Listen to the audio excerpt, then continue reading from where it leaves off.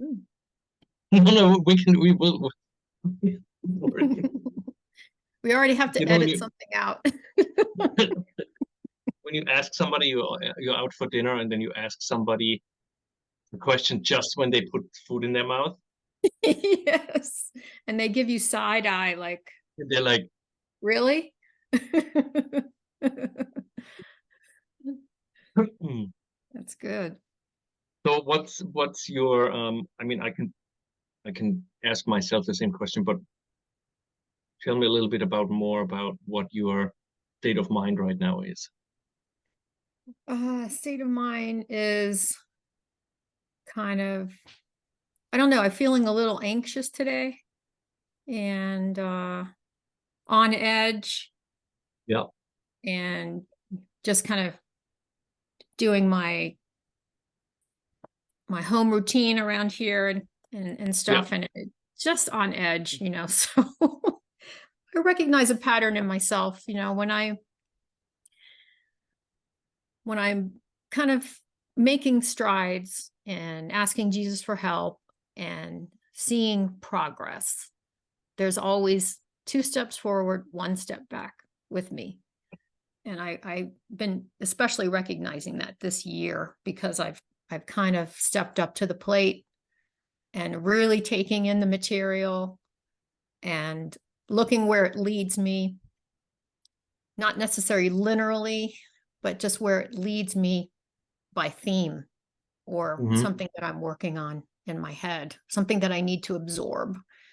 So, Right. and when I do that, it's really remarkable. The material just comes alive. Whereas when I read it, a couple times before, maybe three times before this, all the way through, literally, I mean, I guess there's a lot you can miss because of your fear. You look at a sentence and you don't really take it in. Right. So yeah, that's different now.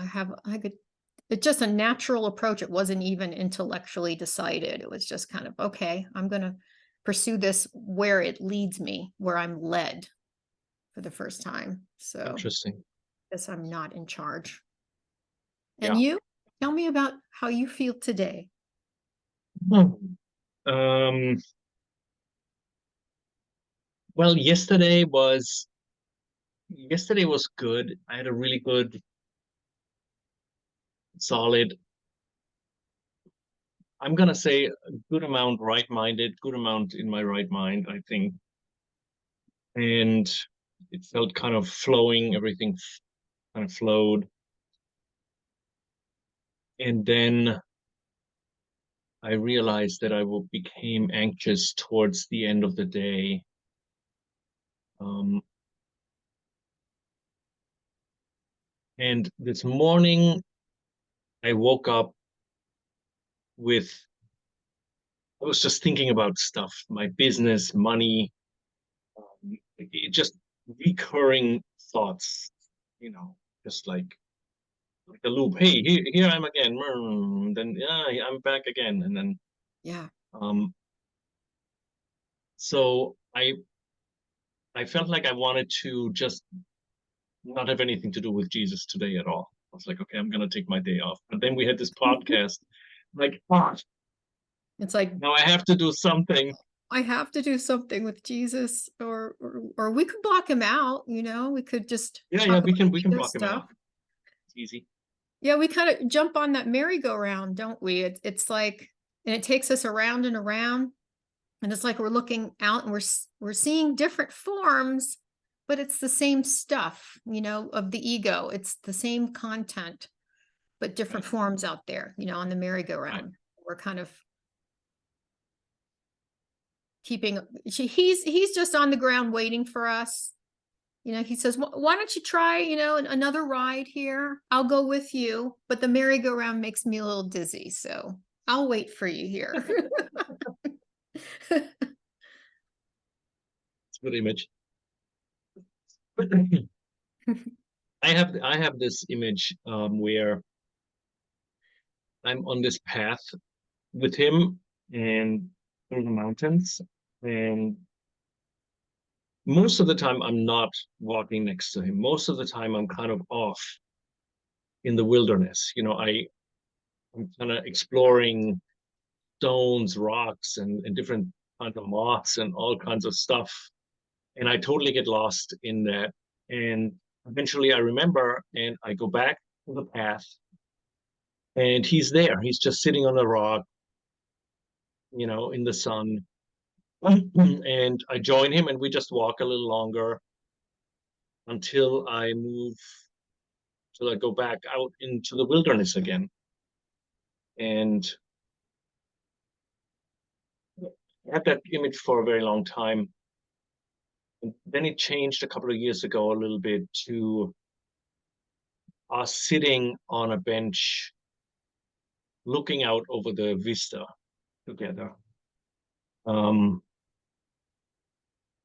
and sometimes I can recall it. I can kind of sit down with him and start talking and tell him stuff and stay with it. But most of the time, I can maybe do that for 20, 30 seconds, and then my mind goes right back to what's going on in my day.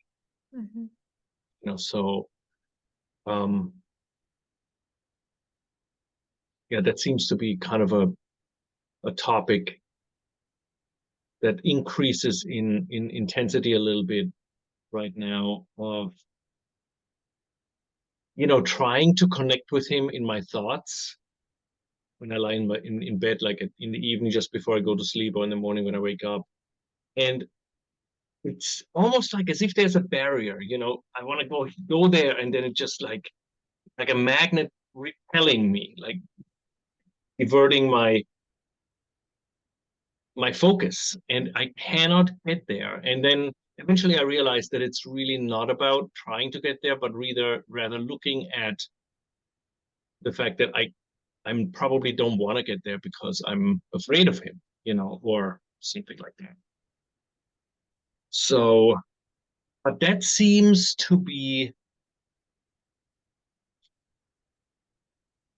I don't know, the trying to get to him seems more, even though it doesn't work, at least I'm doing something.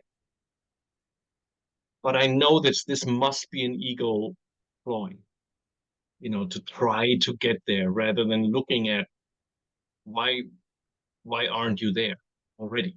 Why aren't you aware that you're already there? Yeah, I So think that's my the separated self,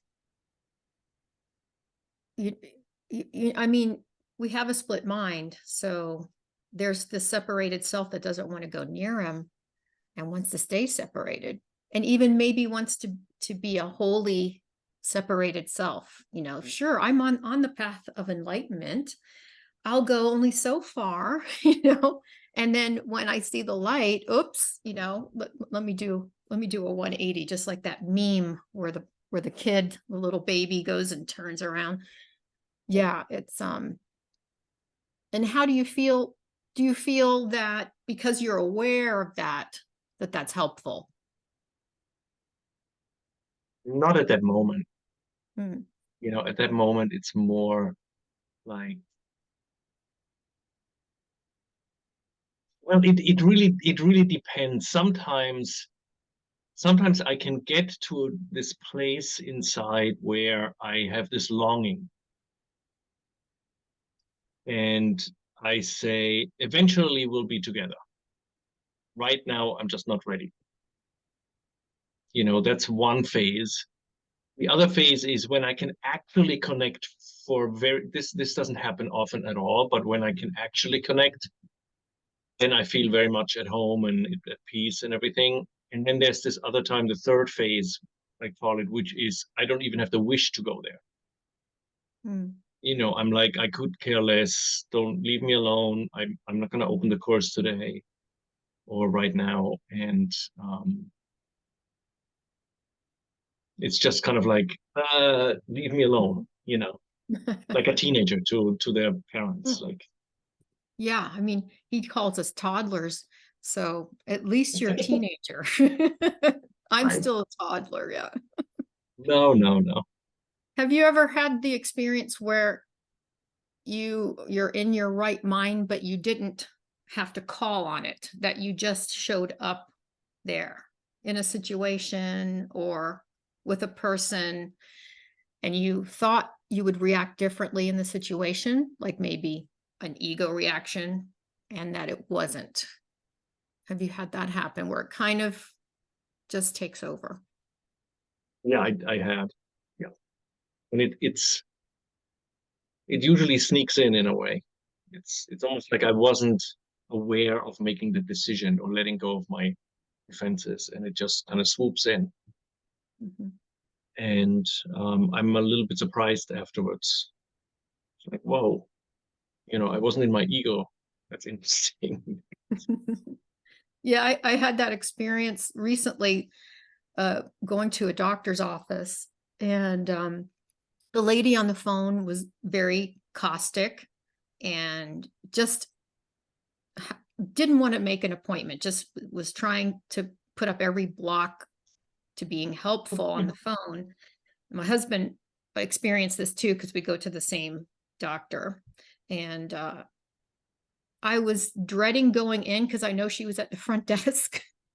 Right. And so, and she ended up hanging up on me before I could make the appointment. But I called back a few days later after I got back from a trip and made it. But so I just said, hey, I got out of the car. I said, Jesus, you're on here because I can't do this. I'm just going to mess this up and I'm just going to feed off of her. We're both, it's like the dance of death, where you both come in and you want the grievance because you want to be able to be victimized. So I went in and I just said this clean slate, and Jesus, you're on. And I went in and it was the loveliest interaction. And I felt a joining with her. And I just words coming out of my mouth were compliments to her. And it wasn't superficial, wasn't just trying to make nice. It was the truth. And I just let go. And she responded beautiful. Just it was a beautiful interaction. And it is from now on whenever I see her. She says, "Oh, there's my girl." And I said, "Yeah, there's my girl." So it's amazing, but something steps in and works when we ask. We just have to get out of the way. And that's that I need do nothing part of it. It's not form, it's content. I need do nothing in content. And and the love just flows through. So yeah. Yeah, that's good. I It's have good when this, that happens, huh? I agree with you 100%. It is, if, and in my experience, if I let it go, if I let go of my ego and really ask Jesus for help, it it does work itself out. And I see that in like office meetings when I dread an office meeting because now I have to be the one that is in charge of the office meeting. So it's my office meeting, and I'm like, oh, I don't want to have an office meeting. I could just write an email. This Right. could have been an email. So, and There's a I mug for know, that. There's a mug that says that. This could yes, have I been. know, this could have been an email. So I make it very short usually anyway, like really short. But I I'm aware of several things when I go in. I ask Jesus for help. I mean, I can manage that, right? But then there are a couple of levels of willingness on my part. The highest level of willingness would be when I say, okay, you are completely in charge.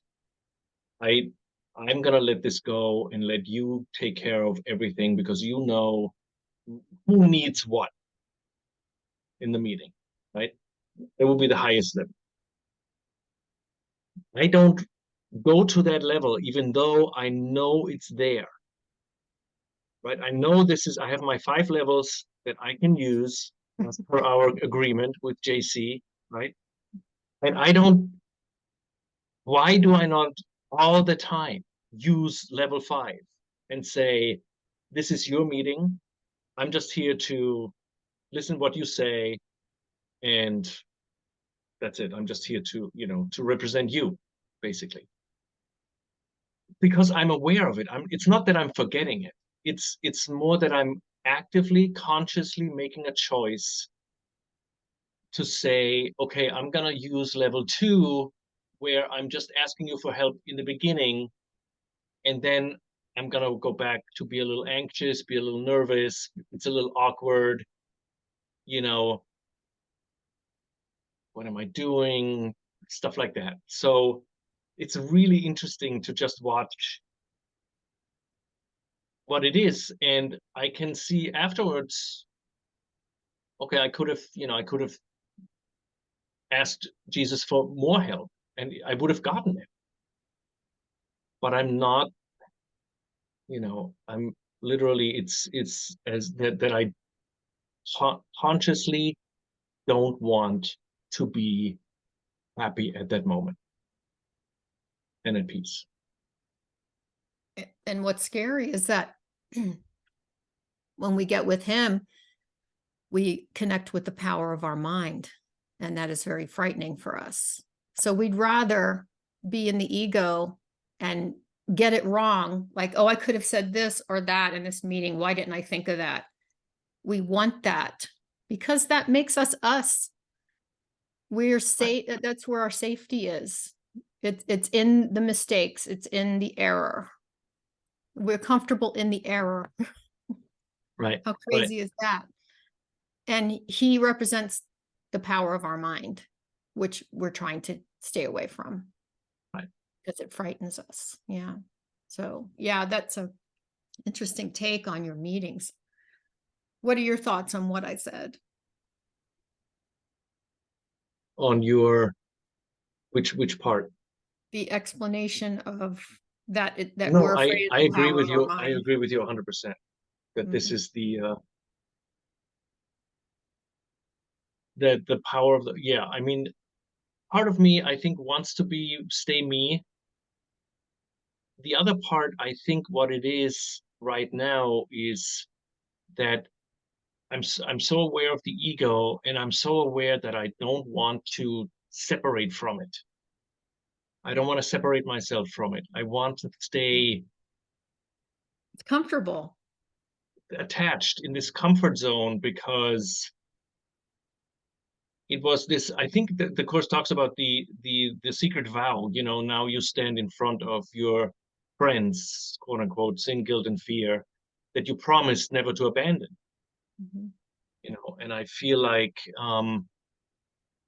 it's almost as if, who would I be, or what would I be without the ego, really? That question comes just closer and closer right now.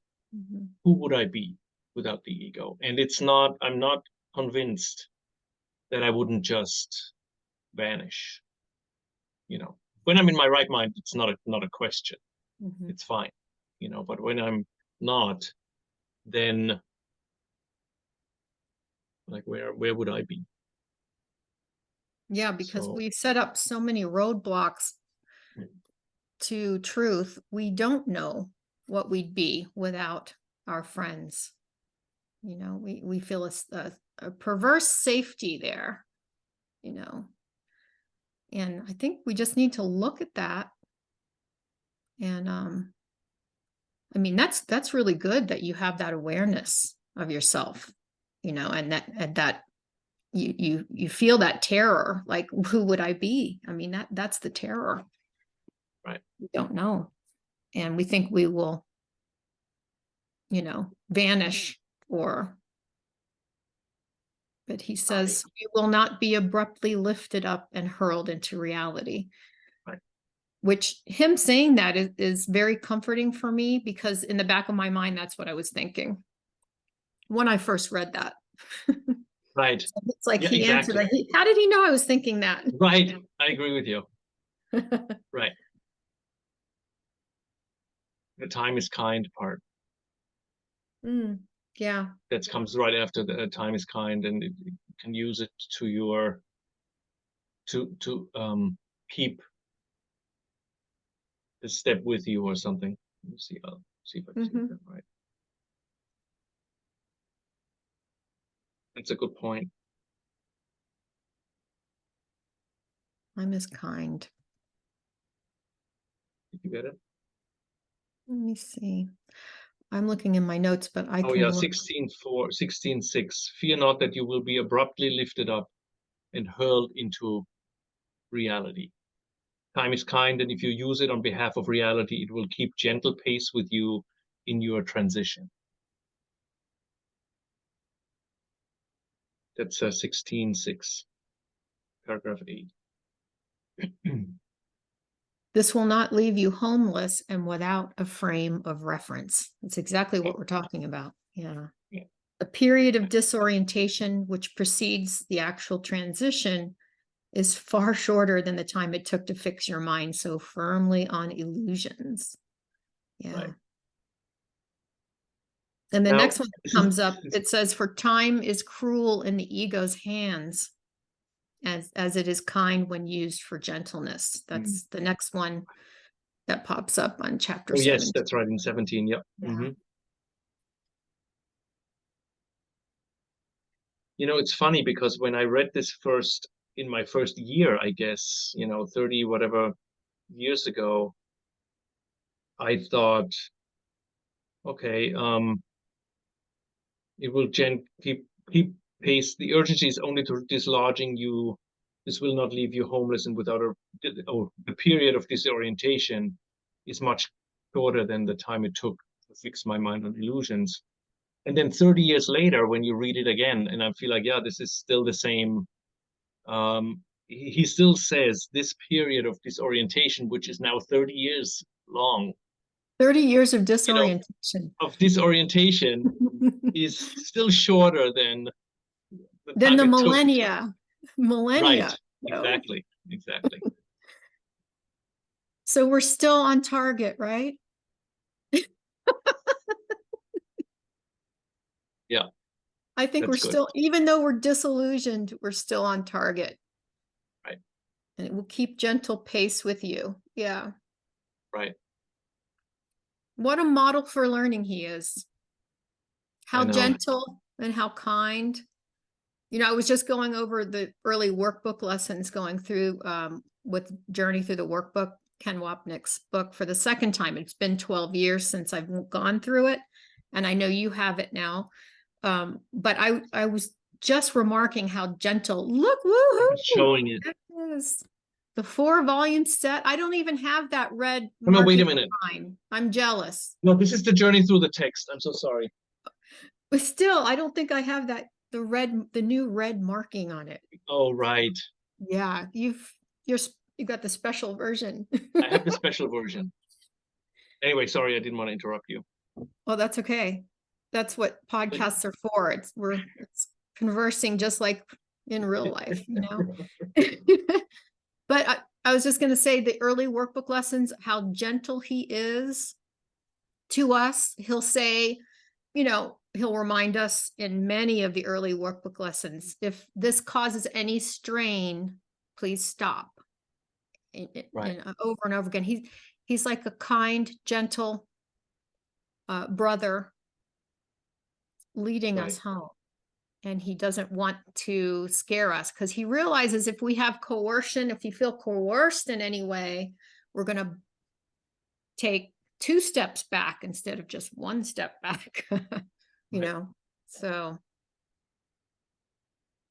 You know, I just realized something, that when you said that, the reason why is because the coercion of the ego was of such huge proportions to say, your wish to be an individual is a sin, and you killed God.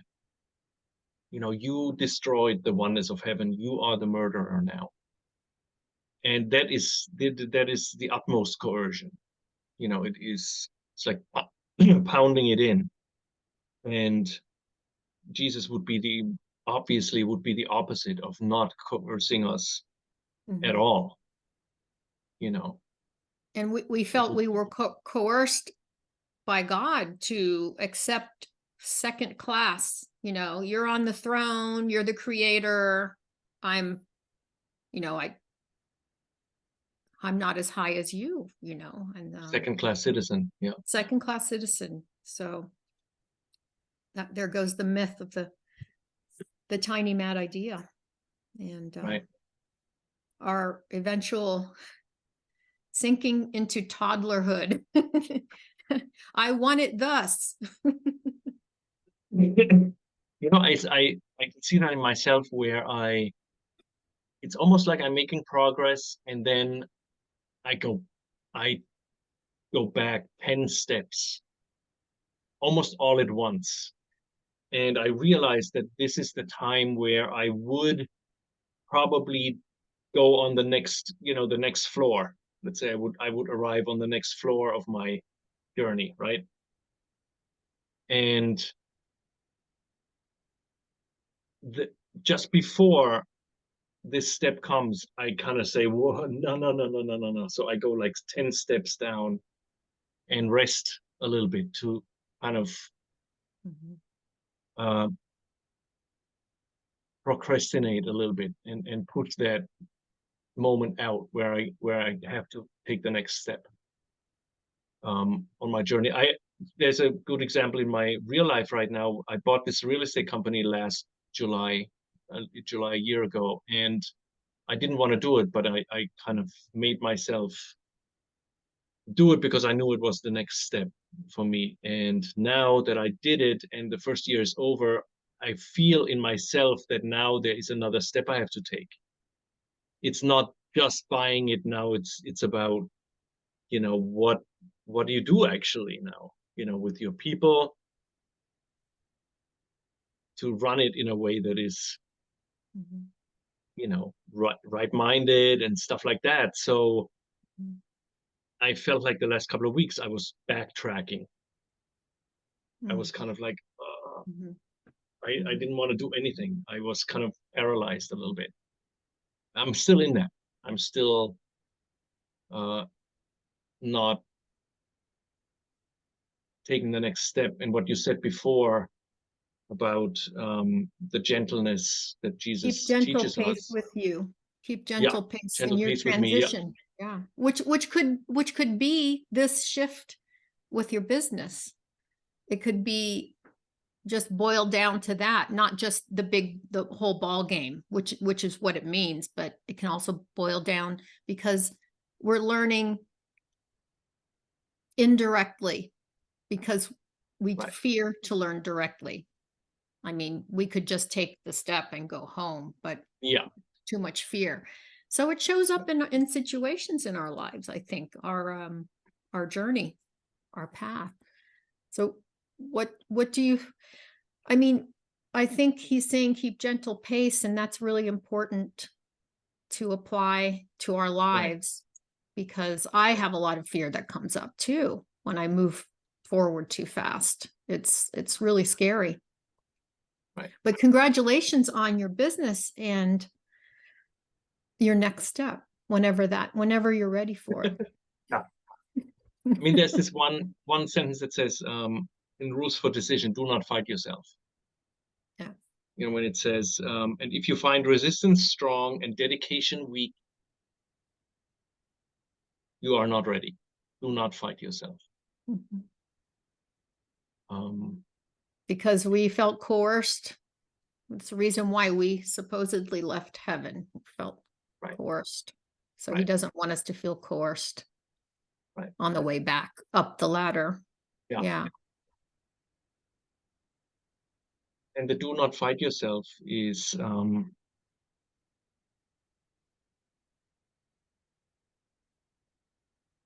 just thinking about that situation with taking the next step. So you mentioned something that you made some kind of a commitment about you don't want to be did you say toddler? No, I don't think you said toddler. You don't want to be a I toddler said anymore. toddler. Yeah. Yeah. So Yeah. that's I think that wish to do that then comes after that wish to say I want to go to the next step, then the resistance comes up. Yeah. Because it would be, if everything is about forgiveness, and the next step, even if it's business or school or relationships or whatever, the step is always about forgiveness. It's not about the actual thing. Mm-hmm.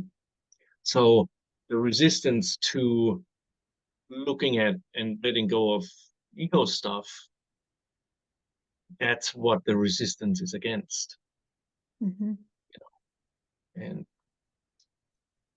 Yeah, I agree. It's against the step forward, because if we hadn't felt we're stepping forward, there would be nothing to resist against. Just like if we don't feel that there's love, and there's nothing to defend against if we didn't realize there was love right, right. in the first place. Yeah. Ken mentioned something about Helen, and this is about coercion. He says, we can see how Jesus' love for Helen, and likewise for every son of God, does not coerce or impose guilt, but rather its truth steps aside and frees up the space for our illusions to hold forth. So that's indirect learning. That's if we that's the gentle journey where he frees up space for our illusions, because he knows we hold them dear. Since we're too afraid to experience the truth that would indeed set us free from the ego and its specialness, to confront us directly with the ego's lies could easily engender a panic reaction that would hardly be conducive to attaining the peace of God and the goal of spirituality. And he goes on, but as we know, in Helen's life, Jesus would go shopping with her, and that was her way of keeping him at arm's distance. You come with me shopping, and I'll let you come with me. I'll spend time with you. And then eventually she didn't need it. He even told her, he says, I don't think we have to go shopping anymore. Or did she say that? She said that, I think. I think she said that, yeah. She said that. She said that to him, yeah. But that is very interesting. Yeah. And I look back on that a lot as a model, because we don't, obviously, Helen dealt with a voracious ego at times. And then yet she'd be on the subway and have, an experience. An experience, not of this world. Yeah.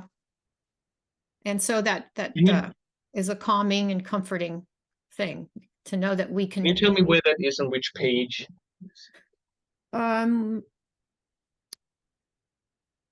Which one were you looking for? The one coercion? that you just read. That is Tread Lightly on My Dreams, a Lighthouse article. Oh, okay. Volume 21, number 2. So June 2010. It's a Lighthouse article. And he goes on quite long on this. Yeah. It's a wonderful article. Is it from the it's not. It's something that I copied probably around 2010 and put it on my iPad, but it's Lighthouse Volume 21, number 2. So I have that book, but I don't have it with me right now. But perhaps 20 volume 21. 21, okay. And it says number 2, June 2010. So I don't know if they have the dates in here. May, March. Oh no, they are in order of theme. So Tread Lightly on My Dreams is the theme. And I've written Gentle Path, Kind Path, so that I can find it in my notes. Yeah. That's nice. If I need to. I can send it to you. Okay. Yeah, I had this thought when you read that, and now I can't remember it.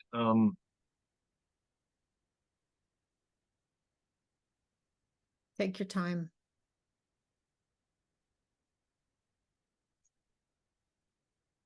I'm just going to drink out of my Sounds Patrick good. bottle. Yeah, yeah. Little Patrick. You read something before you said again, life time is kind. What Ken said in the beginning when you started, that's talking about that. About coercion. No, It's kind. you quoted something probably from that article and Let me said see something. where it was. Jesus' love for Helen and likewise for every son of God does not coerce or impose guilt, but rather its truth steps aside and frees up the space for our illusions to hold forth. Since we're too afraid So to experience the truth. basically, that's right. Yeah. That's right. Mm-hmm. So it's oh, now I have it back. Yeah. Thank you. So I was thinking about that a lot because the course isn't, it almost never, it does explain things logically a good amount, but for the most part, it just weaves in and out. It doesn't go all the way down. Like, okay, this is why the ego is that. Then you have sin, and then you have the guilt, and then you have the projection, then you have fear, and then you have the making of the world, and then you identify with the world. So it doesn't, in a linear fashion, go through this curriculum. It goes in and out. It touches on it, and then it kind of withdraws, and then it touches on something else and Symphonically. withdraws, right? And Yeah. I've been thinking about that lately because when I'm doing my YouTube channel and I write this stuff, I go very specifically into one topic, and I don't even know if this is the right thing to do, to be honest with you. I'm not 100% sure because, yes, it's good to kind of understand it, but either Jesus thought that the course as he dictated it is the foundation for a continuation that becomes a little bit more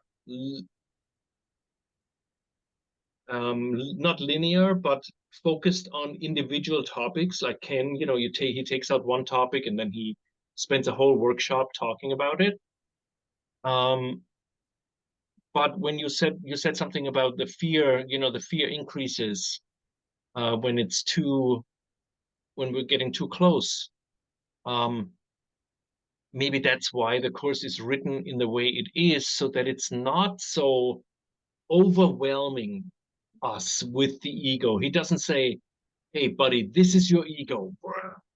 Mm-hmm. 200 pages of boom, boom, and then the sin, and then you think you killed God, and now you want to kill others, and in your That would mind, and all scare this. people away. You would That would, be, after five yeah. pages, you're like, oh my God, what the hell is that? I'm going to close it.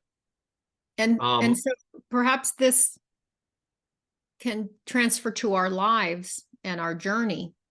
Right, The symphonic way that he right, introduces the course.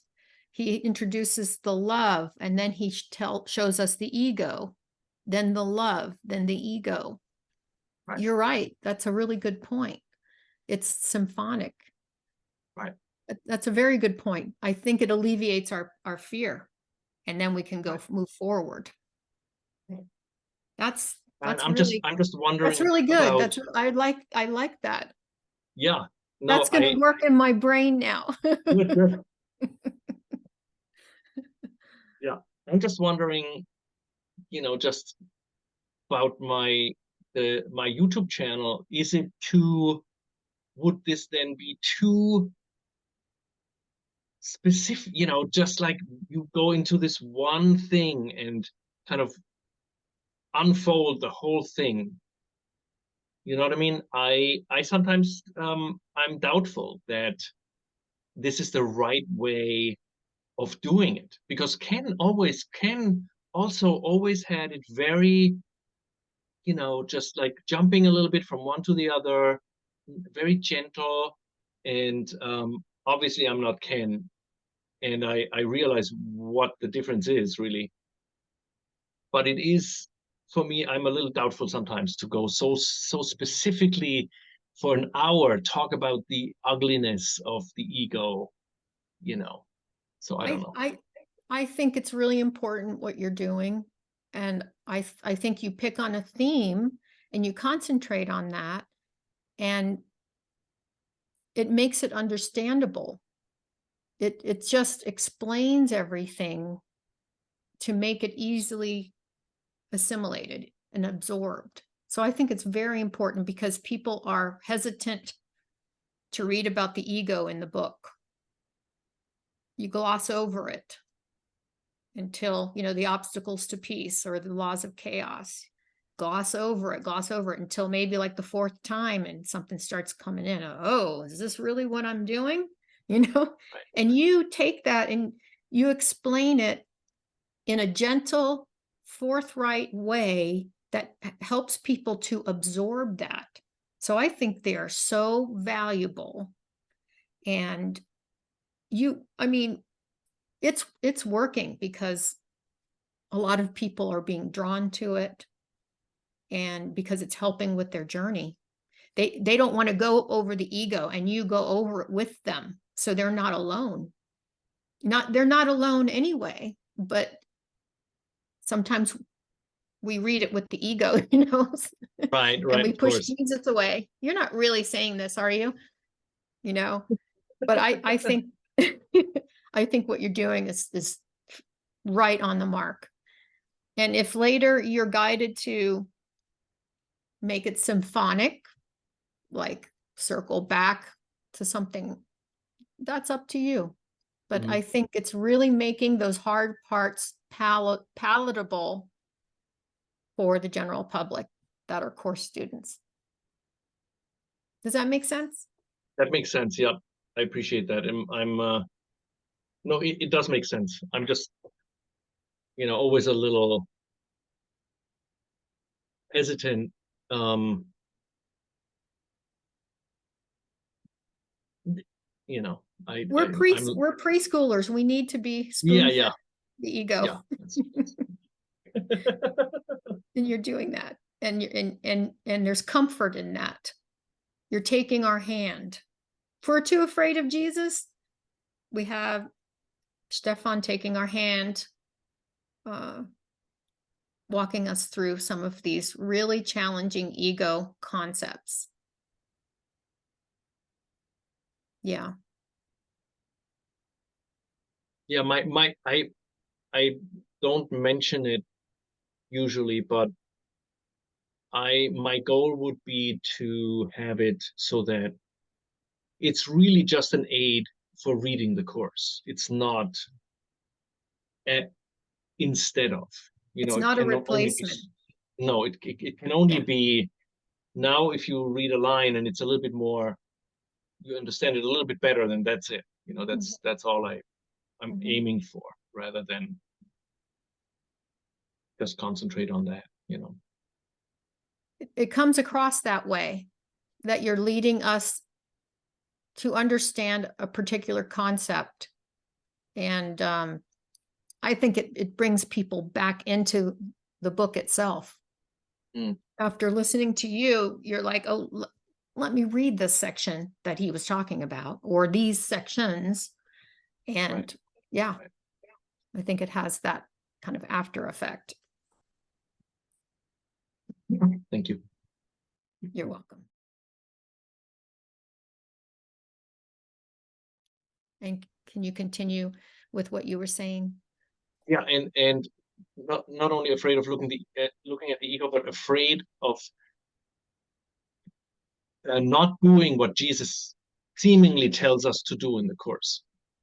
So you can basically open any page, and it gives you something where Jesus tells you, what you should do. Like see the light in your brother. See the light of Christ in your brother, right? For example, right? Mm-hmm. So, and we come against this notion that we're trying to do that, and we're failing miserably 99% of the time. We just can't do it.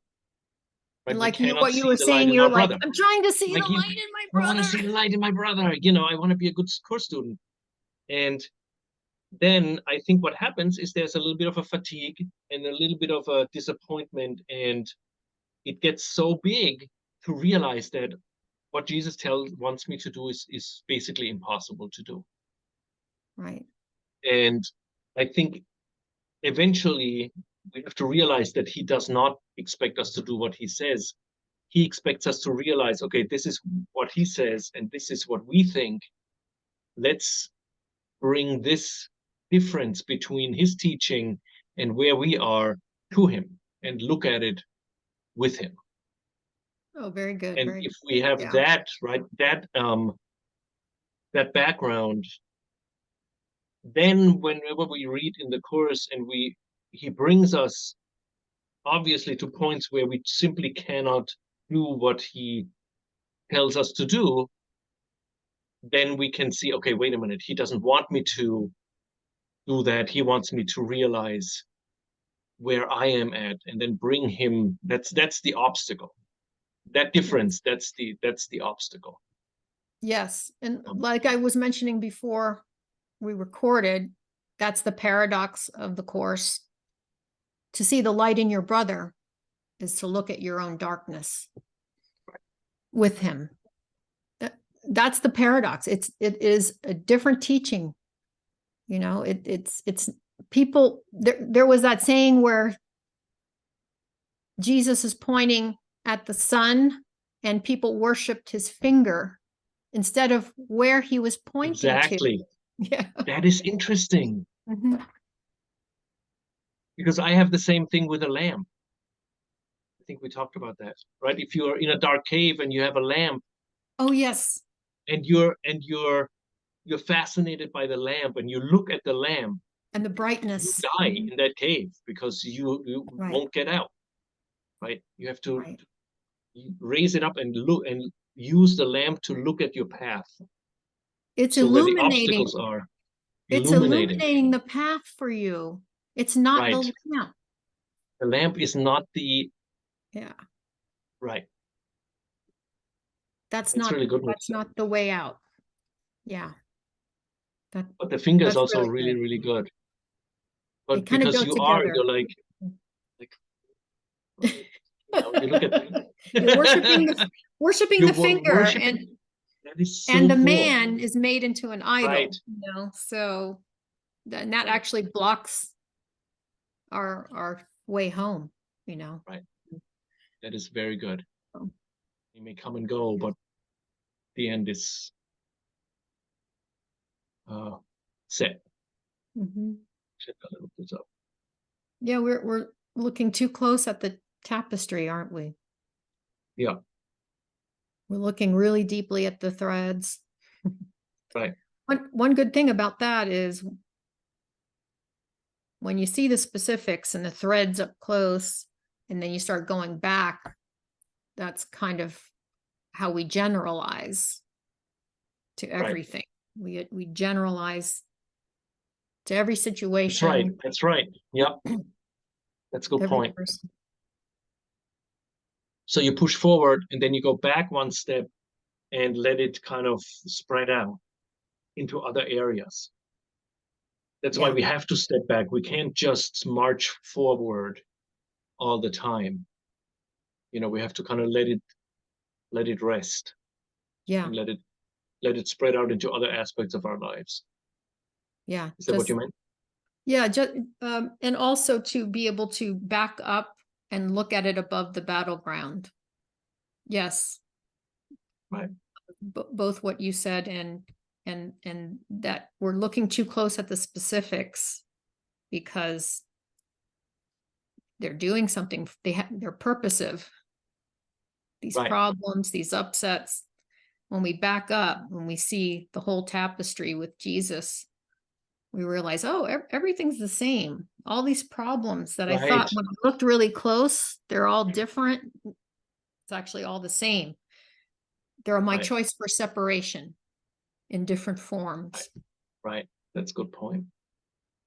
I like your point. I like your point better. I beg to differ. I like your point. I want to So, do a final yeah, we can do a final. thought. Yeah. I Would I you have like? this the epilogue to the workbook in front of me. Okay. That's Because beautiful. my dog says, let's finish this up. I need some food or something. I don't know what she wants. Say hi to her for me. I will. So I think you want to start, and then do you want to read a couple of paragraphs, or do you want me to just read it? Sure. Let me go to the epilogue. I should have the book here, but I didn't bring it upstairs. Okay. So what paragraphs do you want to read? I want to read one, hold on, 1, 2, and 6. Sounds good. I'll give it a go. Okay. This course is a beginning, not an end. Your friend goes with you. You are not alone. No one who calls on him can call in vain. Whatever troubles you, be certain that he has the answer and will gladly give it to you if you simply turn to him and ask it of him. He will not withhold all answers that you need for anything that seems to trouble you. He knows the way to solve all problems and resolve all doubts. His certainty is yours. You need but ask it of him, and it will be given you.